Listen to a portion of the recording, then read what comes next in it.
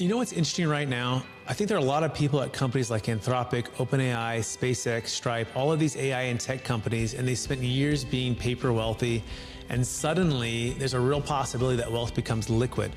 Maybe through an IPO, maybe through a secondary sale, maybe through a tender offer. And if I were talking directly to one of those founders or early employees right now, I'd say your biggest financial risk may not actually be the building of wealth anymore, and maybe how you exit in the capital gains tax.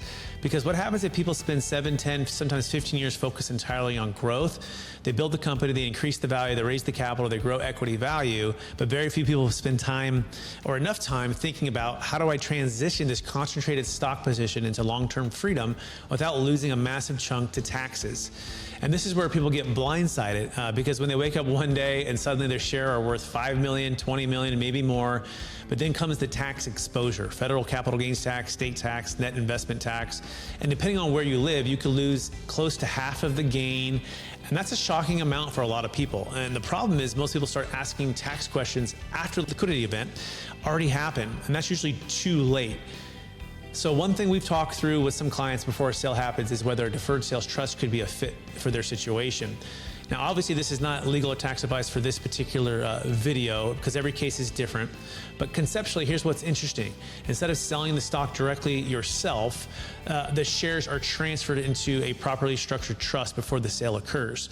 Then the trust sells the shares, and because you may not receive all the proceeds directly at closing, there's an ability to defer capital gains taxes over time. And through small payments as you get them over time, you pay tax. So why does this matter? Because what's at stake is 20 to 50% of the proceeds being taxed at the sale of those shares or the sale of the business. Also, for many founders and employees, this isn't just about taxes, it's about optionality and flexibility. It's about not feeling forced into decisions. It's about diversifying away from one concentrated position, creating liquidity, and ultimately multiplying their freedom and impact, potentially generating passive income, depending on where and how you invest the funds.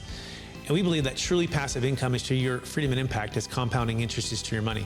And the best way to achieve that is through capital gains tax deferral plans when you sell a highly appreciated public stock, private stock, or businesses, and then investing into stuff that produces consistent, durable income. This allows you to preserve flexibility for you and your family and for future investments. And honestly, emotionally, this matters too, because I've seen people hit liquidity events completely unprepared. They have never managed wealth at this level before, and suddenly everyone's calling on them, advisors, private bankers, investment firms, family offices, and they feel real pressure everywhere. We like to give them a little bit less pressure with the IRS by being able to defer the tax and not have to face the tax bill right away. Using legal ways to defer tax and build wealth is a great way to compound the impact and relieve the pressure. So the key lesson I'd give some listeners right now is this. The best exit plans are designed before the liquidity event happens, not after. Because once the stock is sold for cash, a lot of planning windows disappear or close. So the people who tend to preserve wealth long-term aren't necessarily the people who made the most. They're usually the people who plan to exit the best. So if you're listening to this right now and you're sitting on highly appreciated private stock and there's an IPO or a potential sale of that stock coming up, there's a possibility that that liquidity is going to cause you massive taxes. I want to encourage you to explore your options. You can explore them with us. We would love the opportunity to work with you. Go to capitalgainstaxsolutions.com. It's capitalgainstaxsolutions.com. And I look forward to connecting with you real soon. Thanks so much.